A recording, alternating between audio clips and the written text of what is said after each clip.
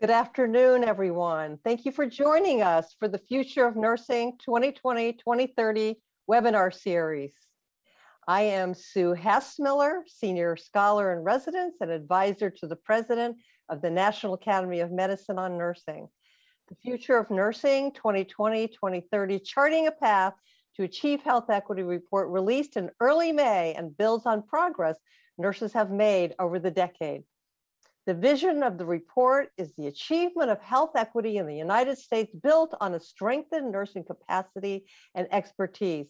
By leveraging these attributes, nursing will help to create and contribute comprehensively to an equitable public health and healthcare system that are designed to work for everyone. To achieve health equity, the report also envisions a major role for the nursing profession in engaging in the complex work of aligning public health, healthcare, social services, and public policies to eliminate health disparities and achieve health equity. As the largest and most trusted segment of the healthcare workforce, nurses are well suited to help our country advance health equity. But nurses need more support from the systems that educate, pay, employ, and enable them to do this critical work. Across the board, we need to truly value nurses and the work they do to keep us all healthy and well. Today, we will hear from experts that I'm really excited about on the importance of nursing's role in addressing health equity. Please note, we're so happy about this, offering CEUs through the National League for Nursing. This webinar will count towards 0.1 CEU, 1 contact hour. Relevant information will be provided at the end of the webinar today. And now I am so honored to introduce our first speaker and co-chair of the committee, Dr. David Williams. He is the Florence and Laura Norman Professor of Public Health and Chair of the Department of Social and Behavioral Sciences at Harvard T.H. Chan School of Public Health and Professor of African and African American Studies at Harvard University. Dr. Williams will provide an overview of health inequities and its association with poor health outcomes. Dr. Williams, I turn it over to you. Thank you so very much for the kind words of introduction. It's truly an honor and privilege to have served on the Future of Nursing Committee as the son of a nurse and the spouse of a nurse practitioner. I have tremendous respect for the contribution that nurses have made to my life and to the lives of so many in our society. I'm going to share my screen so that you can see my slides, and we can cover this important topic of the role of social factors and how they in fact create inequities in health. To put the social factors into context, I want to begin with COVID-19. And what I'm showing here are the age-adjusted odds ratios of deaths for COVID-19 through March 2 of 2021. And you can see the indigenous population have an overall death rate that's 3.3 times higher than that of the white population, Latinos 2.4 times higher, African Americans twice as high, Pacific Islanders 2.6 times higher. So across the board, you see the populations of color, many of the populations of color having higher rates of death. I think that has to be balanced. It's important to keep in mind that the rate of death is not the same as the number of persons who have died. So if we look at the first 520,000 deaths in the United States, the overwhelming majority, almost 300,000, have been of whites, and 89,000 of Latinos and 73,000 of African Americans, for example. So we are talking about health challenges that challenge all of us, but that have disproportionate adverse negative impact on some populations. These challenges with health equity begin early in life, and despite progress over time, they are strikingly persistent. To illustrate that, I'm going to show you data for blacks and whites of life expectancy from 1950 to 2018. And you could see there was about an 8-year gap in life expectancy. Whites lived about 8 years longer than African Americans in 1950, and it's about a 4-year gap in 2018. So we want to celebrate progress. The gap has narrowed. At the same time, it has taken a long time to get there. So if we look at the life expectancy of whites in 1950, 69.1 life expectancy at birth, how long did it take for African Americans to catch up to the health that whites had in 1950? It wasn't until 1990 that African Americans had the same life expectancy that whites had in 1950. And to put these numbers, these elevated rates of death and the life expectancy gap into concrete numbers that you can have a real feel of what we're talking about. If we eliminated just the black-white disparity in health in the United States, we would save 220 lives of African Americans every single day. That is, the racial disparities in health cost the lives of 200 black people each and every single day. Imagine a fully loaded jumbo jet with 220 passengers and crew crashing today, and the same thing happen tomorrow, and every day next week, and every day next month, and every day for a year. That's what we're talking about, just looking at the African American population when we say there are racial disparities in health. There's a massive loss of life on a grand scale. How do we make sense of these racial inequities? Well, there are large inequities in health by socioeconomic status. And when I say socioeconomic status, I'm talking about income, education, occupational status, and wealth. Here is one example. National data for the United States by household income. These are the odds ratios of death. And you can see that low-income Americans are 3 times more likely to die or have a death rate that is 3 times larger than that of high-income Americans. And every higher level of income is associated with a lower risk of death. So that's a clue as to why there are racial differences in health, because there are large racial differences in socioeconomic status. Let's look at national data on income. Household income in 2018, and I've just translated it in a way that you can't miss the point. For every dollar of wealth that white households have, Asian households have $1.23. Asian households are more likely to be multi-generational. They're more likely to have multiple persons contributing to household income. But if we look at the historically disadvantaged groups, for every dollar of wealth white households have, Hispanic households have 73 cents, and African American and Native American households have 59 cents. Do you know what is stunning about the black-white gap of 59 cents in 2018? That is identical to the racial gap in income in 1978. You heard me correct. In 1978, black households earned 59 cents for every dollar that white households earned. And in 2018, the gap is exactly the same. Most of my students think we've made more progress than that. And these large racial gaps in income markedly understate the racial gap in socioeconomic status. What do I mean by that? Well, income only captures the flow of resources into the household. It tells us nothing about the economic reserves that households have to cushion shortfalls of income. We get that from data on wealth, which is your home equity, your savings and investments. For every dollar of wealth that white households have, according to the Federal Reserve Board, black households have 10 pennies and Latino households have 12 pennies. What does this mean? When a household is low in economic status, even though we are all in the same storm, we're all in the same pandemic, when you are low in economic status, we are in different boats, and some boats are better able to weather the storm than others. When my career started, most researchers thought that racial differences in health were simply a function of racial differences in income and education. I want to show you that the data is much more complex than that. Here is national data for the United States. Life expectancy at age 25. At age 25, the average white person will live 5 years longer than the average black person. So there's a 5-year racial gap.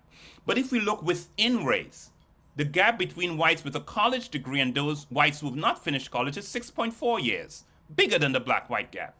And the gap between African Americans with a college degree and those who have not finished college is 5.3 years. Again, the gaps within each race bigger than the black-white gap.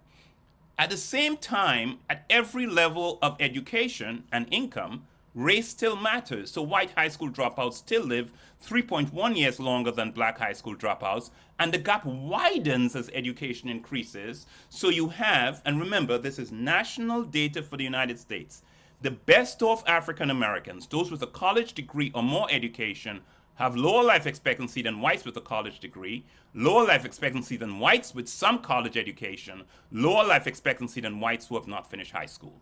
So what do these data tell us? That there is something about income and education that drives your health regardless of your race, but there's something else about race that matters even after we've taken income and education into account. And so researchers have been asking for the last 25 years, could racism be a missing piece of the puzzle? And when I use the term racism, I'm not talking primarily about individual beliefs and behavior. I'm talking about an organized societal system that devalues and disempowers some groups and differentially allocates opportunities and resources to groups. It's based on an ideology of inferiority.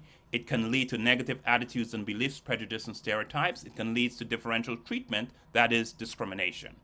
And when we think of racism as a system, one of the most powerful effects it has on health is through structural or institutional racism. And I'm going to illustrate that with data on residential segregation, a historic policy of the 19th and 20th century that determined where you could live based on your race. One researcher who wrote a book about it said it's the most successful domestic policy, or one of the most successful of the 20th century in the United States. And you're saying, what's the big deal about segregation? Well, when segregation shows up in a community, valuable resources disappear, like quality schools and safe playgrounds and good jobs and a healthy environment and safe housing and transportation and healthcare. All of these factors, resources that drive health, vary by place in the United States. Let me share with you a few studies to document the power of segregation. William Julius Wilson and Robert Sampson studied the 171 largest cities in the US. They said there's not even one city where whites live under equal conditions to those of blacks because of segregation, and the worst urban context in which whites reside is considerably better than the average context of black communities. Another study, Professor Dolores Acevedo Garcia, she developed what she called a neighborhood opportunity index, ranking every county in the United States by some 29 different indicators of opportunities for children. Quality of schools, of early childhood education, homeownership rates, access to good environmental quality, access to resources for health. And what did she find? If you look at the 100 largest metropolitan areas in the United States, 2 out of 3 black children, 58% of Latino kids, and 53% of Native American kids live in very low or low opportunity neighborhoods compared to 1 in 5 white or Asian kids. And again, almost 2/3 of all white and Asian kids live in high opportunity neighborhoods compared to 1 in 5 black and Latino kids. Not only that, research is telling us that segregation is the central driver of the large racial differences in socioeconomic status. Here's a study done by David Cutler, national data for blacks and whites. He shows statistically, if you could eliminate residential segregation, you would completely erase black-white differences in income, in education, and in unemployment, and reduce black-white differences in single motherhood by 2/3.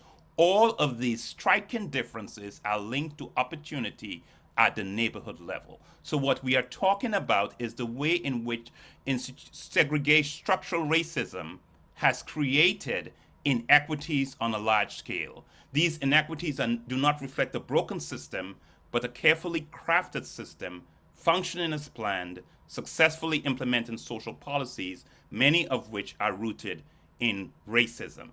So I've talked about structural racism. There's individual discrimination that leads to stress that also adversely impacts health.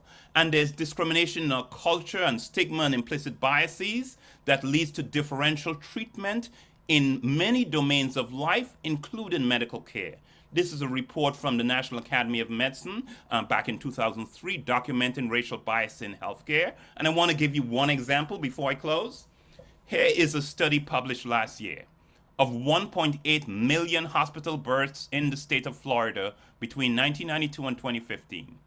When cared for by white doctors, black babies are 3 times more likely to die as newborns in the hospital compared to their white counterparts. That disparity is cut in half when black babies are cared for by a black doctor. So, what I'm saying is there are multiple mechanisms by which racism leads to inequities and socioeconomic status leads to inequities in the United States. I leave you with the words of Martin Luther King. True compassion is more than flinging a coin to a beggar. It understands that an edifice which produces beggars needs restructuring. The health inequities in our society are produced by powerful edifices, and together the nursing profession can take the lead, working with others within our society to restructure all of these inequities. Thank you so very much for your time and attention.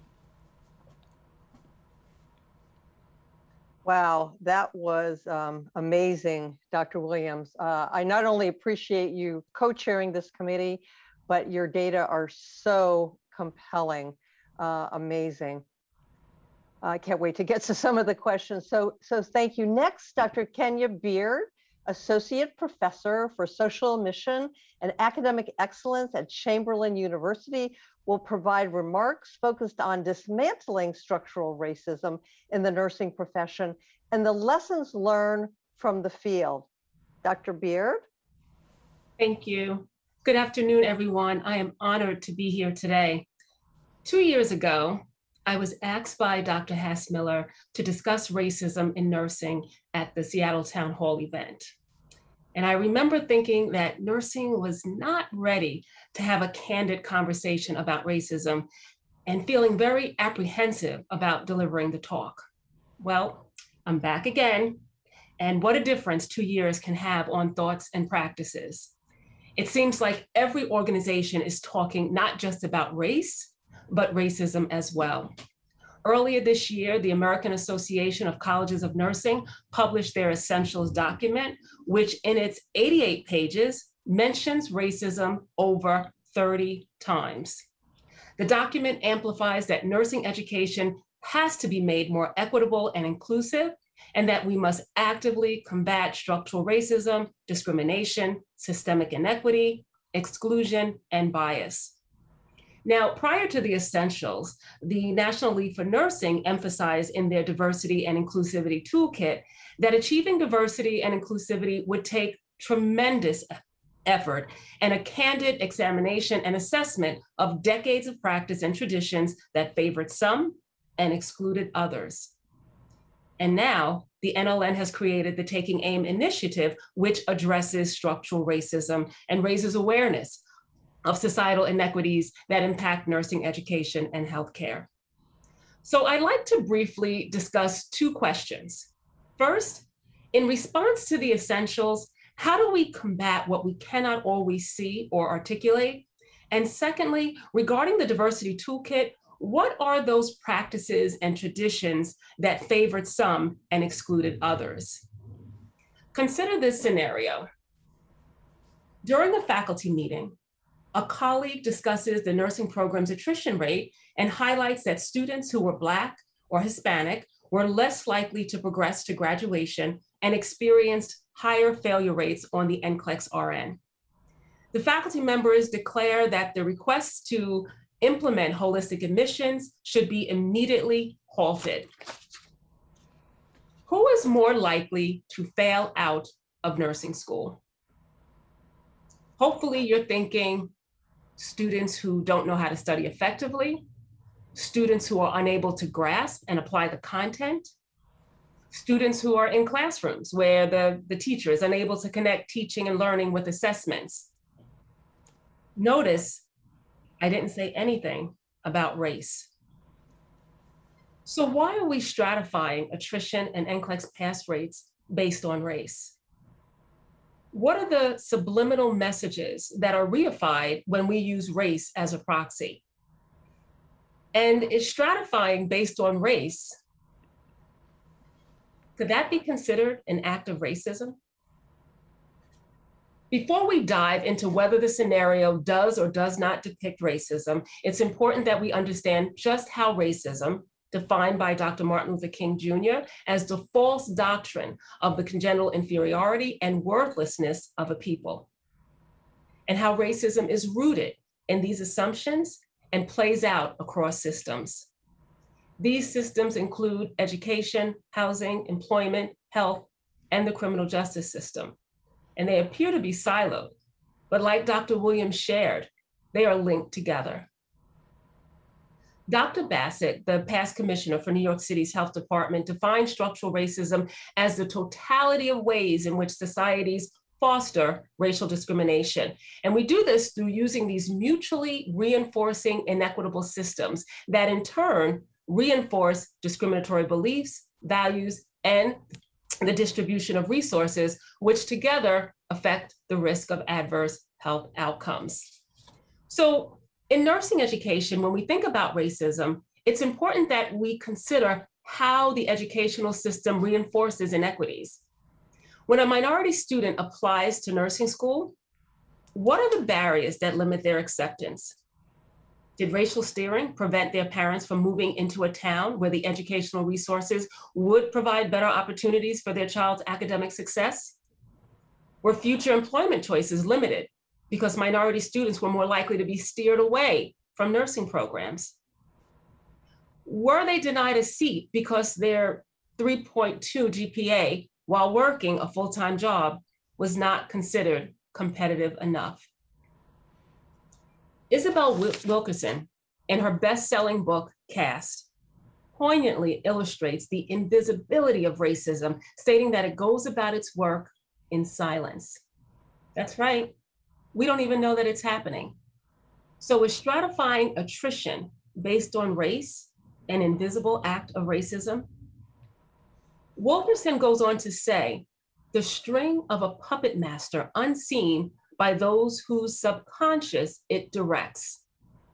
Well, who exactly is directing these practices? Its instructions and intravenous drip to the mind, cast in the guise of normalcy. And when I asked that question about stratification of NCLEX pass rates and attrition, many faculty see the stratification of pass rates as normal. So Wilkinson says, it's injustice looking just. Atrocities, yes, those high failure rates, the academic achievement gap. Atrocities looking unavoidable to keep the machinery humming. So if racism is invisible, how do we make the invisible visible? Several research articles explored the experiences of faculty of color. And two themes that constantly emerged were unequal standards and the myth of intellectual inferiority. In Hasana's paper, one participant shared that he was the first African-American candidate to apply for a faculty position at that school. And after his interview, he was asked to submit 5 years of teaching evaluations to prove that his evaluations were as high as he reported. After being hired, he later found out that the request for teaching evaluations was never asked of anyone else. Normally, references would suffice. To deconstruct assumptions, we could ask, what were those beliefs about this faculty member's ability to teach, and why were his teaching evaluations requested? In a study that I conducted with Dr. Julian from Rush University, we observed findings similar to Dr. Hasana's study. Many participants felt that their academic credibility was questioned and that they were evaluated as relatively less intelligent based on their skin color.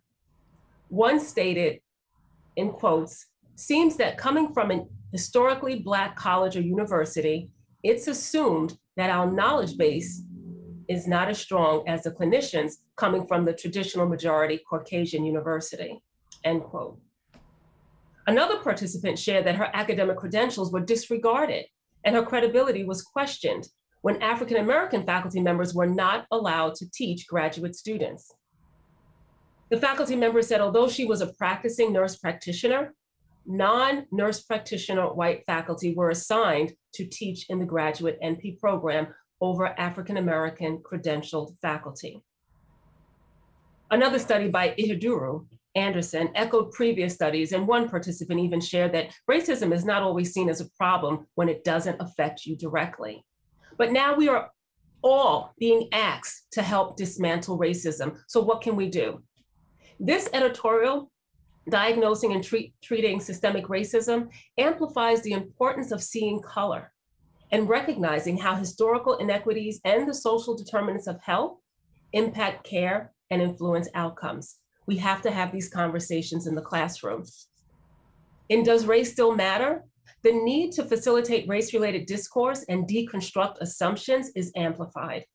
In the earlier scenario on stratifying attrition and pass rates based on race, we can no longer sit by idly while the machinery keeps humming. The root factors that drive the academic achievement gap and the erroneous assumption of intellectual inferiority and worthlessness must be uncovered and uprooted. So rather than ask, is stratifying pass rates based on race and active racism? We must deconstruct assumptions and ask critical questions. What are your beliefs about this group? And how might the outcomes that you report place racism in that shadow of normalcy that Wilkerson describes? Or how does it support the false rhetoric of intellectual inferiority and make injustices appear just? In this editorial, we see the importance of reflecting on conscious and unconscious bias that can blind teaching and learning and preparing students to dismantle racism. And lastly, the Future of Nursing report calls on all of us as a profession to not only reflect the diversity of the population, but also to unite and help break down barriers of structural racism that is prevalent in today's nursing education. So how do we do that? I like to call it #JustMove. The M, use metrics to determine who benefits and who is harmed by policies and practices. Consistently ask how racism could be operating and own up to it. That's how we deconstruct assumptions. Vacate old policies, practices, and norms that perpetuate disparities, and establish new norms that advance educational equity and stop the humming. I want to leave you with this quote by Alice Walker. We will be really misled if we think for 1 second that we can change society without first changing ourselves. The Future of Nursing provides a roadmap to get to a place that Dr. Williams described that will be more equitable, not just in healthcare, but education as well. But we can't do it alone. We need to unite. Thank you.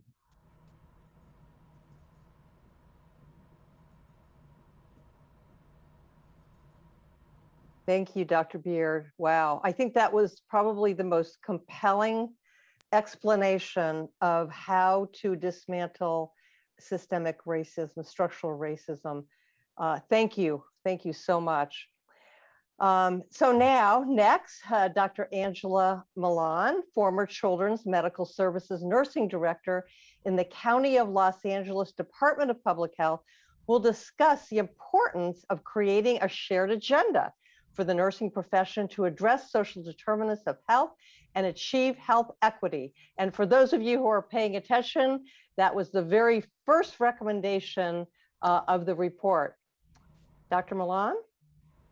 Thank you, Sue, and good afternoon, everyone. I'm very honored to have been part of the Future of Nursing Committee, where all this work was discussed, and now we have the full report. And I'm very happy to be part of this distinguished panel.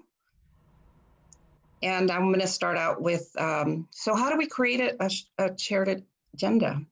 So the Future of Nursing Committee envisions the nursing profession having a major role in this complex work to eliminate disparities and achieve health equity. The decade ahead will demand a stronger, more diversified workforce that is prepared to promote health and address the system inequities that have fueled wide and persistent health disparities, which you just heard from my colleagues. And that by creating a shared agenda, it will help nurses engage fully in these efforts to achieve health equity. Recommendation number 1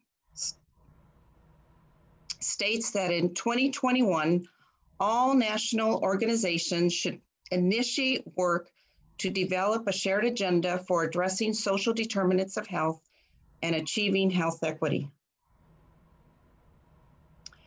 So further, we need relevant expertise, and they need to be identified and shared across national organizations like the Tri-Council for Nursing and the Council of Public Health Nursing Organizations with their associated organizations, like the Federal Nursing Service Council, which comprises the national nursing leaders of the Air Force, American Red Cross, the Army, Department of Veterans Affairs, Navy, and Public Health Service.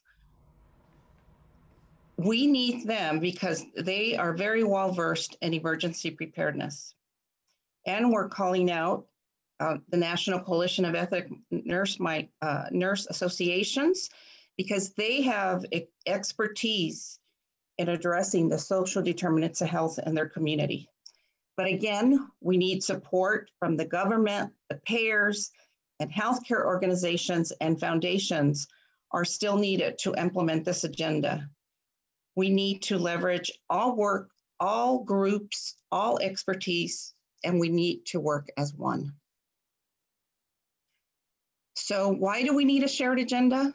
Because to address health equity, we will need efforts to ensure nurses in all nursing schools and workplaces are prepared, supported, and empowered to address the social determinants of health. Nursing organizations will need to work together to identify priorities for education, practice, and policy, and develop mechanisms for leveraging existing nursing expertise and resources. We need efforts within nursing organizations to do the hard work of self-assessment, to assess diversity, equity, and inclusion, and eliminate policies, regulations, and systems that perpetuate structural racism, cultural racism, and discrimination with respect to identity, such as sexual orientation, gender, place, such as rural, inner city, and circumstances, such as disability and depression. In order to accomplish a shared agenda across nursing organizations, we will need to develop mechanisms to leverage the expertise of public health nursing as a resource for broader nursing community, health plans, health system, and policy makers. And we call out public health nurses because they're very familiar with the space, the language of social determinants of health, and skill and knowledge of working together in their communities.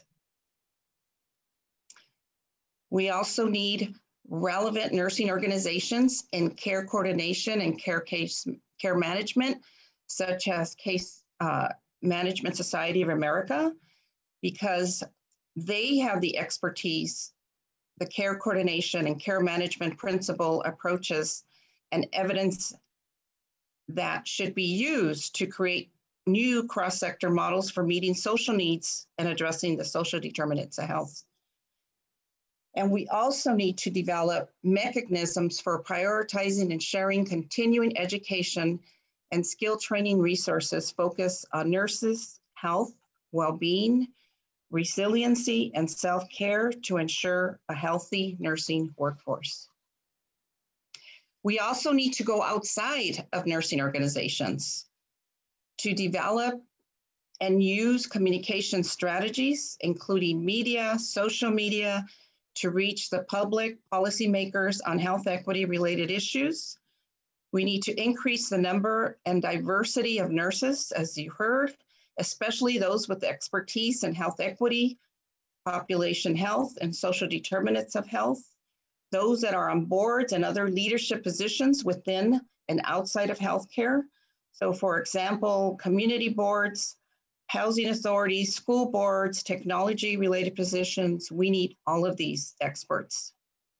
And one idea that the committee had was to establish a joint annual award or series of awards recognizing the measurable and scalable contribution of nurses and their partners to achieving health equity through policy, education, research, and practice.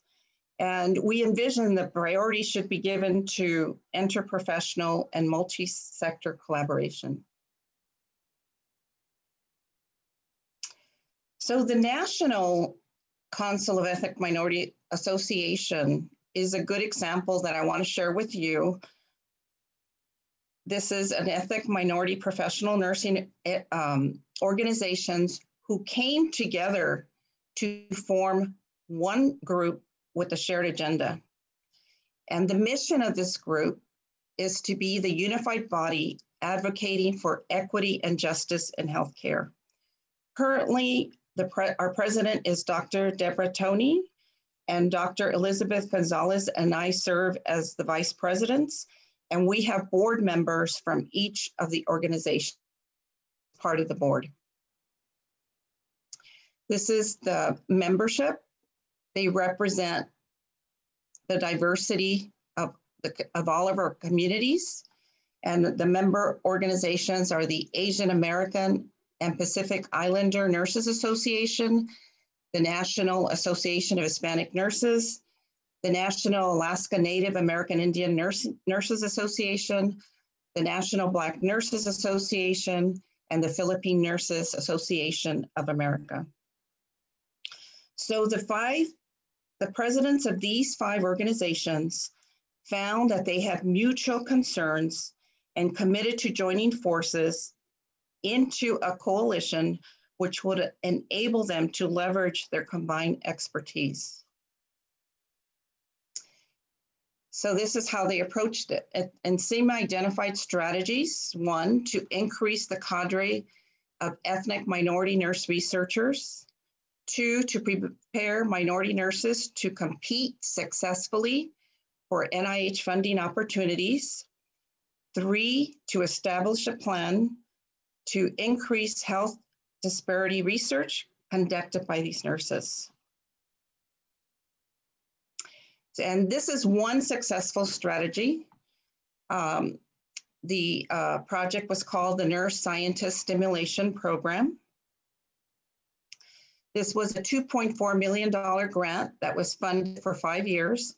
And the purpose was to increase ethnic minority enrollment in nursing doctoral programs.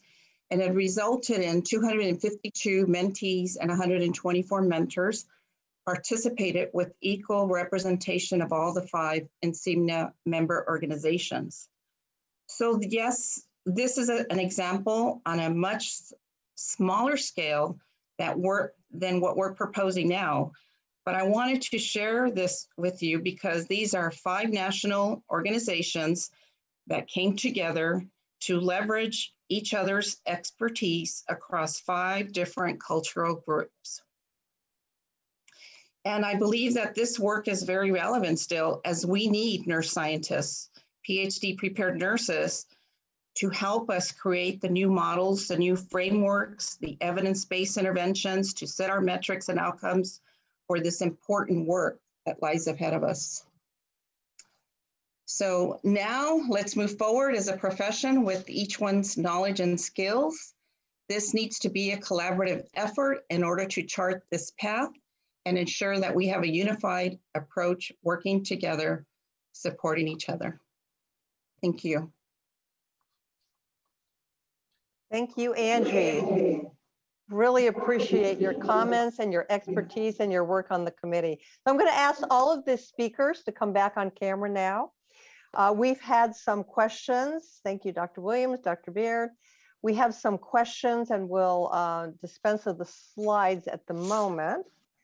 Okay, or not. So we've had some questions that have come up ahead of time, and I'd like to ask our panelists. Let me start with you, Dr. Williams. How about a question that came through? How strong is the scientific evidence that interpersonal discrimination can really adversely affect health. I know you talked a little bit about that, but maybe you'd like to expand on that. Yes, thank you so much. That's a great question. The study of interpersonal discrimination affecting health is less than 30 years old, but the science is overwhelming. There are, and what I would want to say, it's both discrimination and big things of being treated unfairly at work or not being hired for a job. Those are big things, but the strongest evidence comes from what are called the day-to-day indignities. I developed a scale called the Everyday Discrimination Scale that captures little things like being treated with less courtesy and respect than others, receiving poorer service than others at restaurants or stores, people acting as if you are not smart, if they're afraid of you. You know, just little indignities. And what we find, just to illustrate with everyday discrimination, the people who score high on everyday discrimination, there's a higher rate of incident breast cancer linked to everyday discrimination, higher rate of incident metabolic syndrome, higher rate of hypertension, higher rate of inflammation, higher rate of atrial fibrillation, higher rate of C-reactive protein, higher rate of obesity, just higher rate of mental health problems, so a broad range of outcomes. Let me put it this way. We now have studies from Australia, New Zealand, South Africa, the United Kingdom, and the United States that finds in all of these countries, when you look at racial differences in health and you adjust for income and education, and there still is an effect of race, that effect is further reduced when you add statistically a measure of discrimination to the model. So we now have empirical evidence that discrimination itself is a source of stress that leads to diseases that contributes to the racial disparities in health that we see across the globe. Yeah, so that connected to another question I wanted to ask you, Dr. Williams, and we'll see who else wants to answer as well. This came from our audience. Can the speaker address racism as a public health threat? As a public health threat, there's a two-part question. Address racism as a public health threat and how nursing can impact this. Why nursing? I'll say a few things, and Kenya will just elaborate and repeat some of the things she said that I think goes a long way to answering it. One of the things I did in my talk was I just talked about the experiences of discrimination that affects health and that contributes to health disparities. I talked about structural racism through residential segregation, determining where people live, that leads to inequalities, that leads to all the factors like income and education that drive health so powerfully in the United States and the world.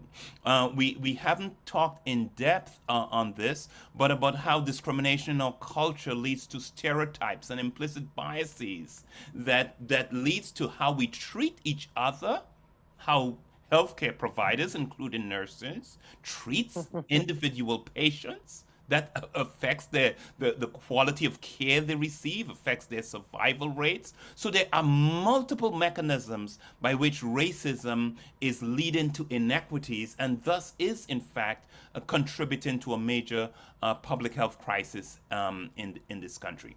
Again, there are steps we need to take to dismantle it, but I don't want to steal the thunder of Kenya because she elaborated so well on so many ways in which we can address it, and I hand back over to her. So let me, before you start, Dr. Beard, I just want to point out that the report really does say that it's going to take a lot of people to achieve health equity in this country, right? It is not just nurses. And also, we really need to work a lot with other sectors, those sectors that represent the social determinants like housing and food insecurity and transportation. Given all of that we are all in this together, why nursing? And I'll ask you and Dr. Milan that. So why nursing? I'll start with that. For one, we are the most trusted. We are the largest discipline. And we have the ability to address this. There's no reason why we shouldn't. Dr. Williams gave us so much evidence for how this how this racism works in the background. I oftentimes share a story with faculty about someone like me who enters into the healthcare arena, and I go to see a provider, and the provider is trying to get my blood pressure and my blood sugar to goal. And this is my third or fourth visit. And regardless of all of the treatments, my blood pressure and my blood sugar are still not to target. So I asked faculty members, what would you say to students? How would you explain this in the classroom? Or would it just be another scenario where we don't contextualize this, we just say it is what it is? We don't share that background and what Dr. Williams was talking about, how the social determinants of health influence this. And then I say to them, think about how this mom lives in an area where there's a lot of poverty and crime, and she has a son who just starts college. She buys her son a very nice car so he can get back and forth to school. But unfortunately, every time he leaves the house, because he's in a nice car and they're not in the greatest neighborhood, she is so afraid that the police are going to pull him over. And this is her lived reality, her lived experience. And that fear that her son is going to be harmed, with all of the media amplifying that fear, she presents at the doctor's office with a blood pressure that's elevated, with a blood sugar that's elevated, because we all know how the cortisol in her body is operating because of fear. And we don't have that conversation. We don't talk about what Dr. Williams alluded to earlier about the fact that with racism, what we experience and how that impacts a person on an individual level. And when they show up for healthcare, what is our assumption about that individual? Because when I ask students or faculty, why are we having such a hard time getting Miss Smith to goal? The overwhelming response across the country is she's not taking her medication correctly. She doesn't know what her medication is. We need to educate her. It's never what are the social determinants or the influences or those drivers that are creating this condition. And until we get there, until we prepare our students, so when they graduate, they are not making these false assumptions and again, keeping that machinery humming, until we have these frank conversations, it's going to be very difficult to achieve these ideals. Thank you. So the report talks a lot about bringing the concepts of health equity, disparities and health equity into the curriculum. How do you really do that? How do you do that? It's so crowded. One more thing, the committee found that there are some colleges of nursing that are doing a good job, but they are the exception. So, you know, all of you, how do we get this into the curriculum? And Dr. Williams, not just nursing schools, but all health professions curriculum. So I think this is such an important question because one of the things the committee's report does, it doesn't ask nurses to do all of this work of improving healthcare equity, improving health equity, and doing it on their own and doing it without being prepared to do it. There's a lot in the report of the kinds of investments that need to be made in terms of enabling nurses to practice to the full extent of their training, in terms of ensuring the well-being of nurses so that they are equipped and they are cared for so that they can provide adequate care for others, in terms of providing the education and training so that nurses understand the importance of the social determinants. So for example, we are dealing with a challenge not only of health care equity, that there are sometimes differentials in care based on being from a rural area, based on being poor, based on being a racial, ethnic, disadvantaged, socially stigmatized person. That's health care equity, but it's also health equity. So it's not only what happens within the care context that matters, but as Dr. Beard was just saying, the whole social determinants of health. And that is something important for addressing health equity, but it's also something important for addressing health in the United States. One of the things we have learned from recent studies, including reports from the National Academy of Medicine, is that the United States spends more money on healthcare than any other country in the world, but we have the worst health among the major industrialized countries. So it's not just more healthcare, or maybe the way to put it is we need to put more health into our healthcare. And by that we mean taking care of the social needs, the social challenges that populations face. Yes, ensuring that everyone gets the optimal healthcare, but going beyond that and seeing what are the challenges they face. Let me put it this way. The World Health Organization asked the question this way: what do we accomplish if all we do is give people good health care and send them back to live in the same conditions that made them sick in the first place? So all the asthma medication in the world will not help a child breathe symptom free if the mom that brings that child to the clinic is reporting their poor housing conditions in the apartment where they live that is causing the asthma, and we give them good medication. That's not going to help the child breathe symptom free. And nurses can't solve all of the problems by themselves, but nurses can play a role in reaching out to others within the healthcare sector or other professionals so that we can comprehensively deal with the challenges our patients face. Yeah. So great point. So Angie and Kenya, how do we ask nurses to really get out of, move out of their comfort zones and work with others in other sectors? I'm going to ask you to start, Angie. Yes, and I think that's something that public health nurses already do. So I think that's why we keep saying to bring in the public health nurses so they can educate us and teach us this work that they do, because they do that work very well. They are out in the communities, they know their communities. For example, if you would ask a public health nurse about their community, they would be able to tell you about who lives there, about their ethnicity, their gender, their education, all the things that Dr. Williams just talked about their income levels.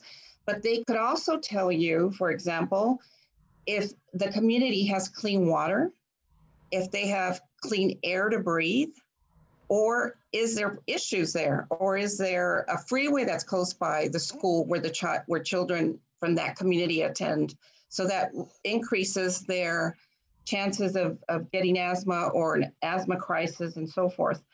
So I think that we can all do this work, but we need education, we need more resources, like we just discussed earlier.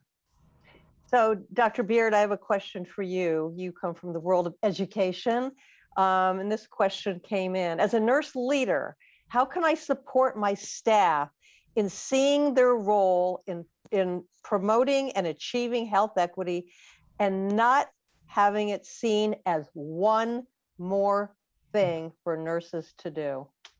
Oh, that's a really great question. So I hear that in academia, it's just one more thing to do, but I think it's how you reveal it to people. So Dr. Williams shared with us some pretty compelling evidence about the effects of health inequities. That airplane crash every single day, there's no way in the world anyone could see that and say, there's one more thing that I have to do. I know my nurse colleagues would rush to the table, tell me what we need to do. And it's not a matter of one more thing and we're adding something to the table. We're contextualizing what we already do, right? We've inherited textbooks that set the stage for stereotypes and discriminatory beliefs.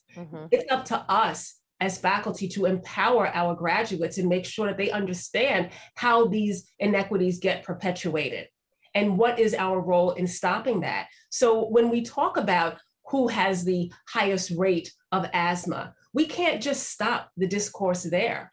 we have to continue. And like Dr. Williams said, bring in Dr. Jack Geiger and talk about how he said it's ludicrous for us to treat a person and send them back to the same conditions that contributed to their illness. We have to get to the root of it and stop allowing this thin veil of racist beliefs to linger in the air and not dismantle it, not address it.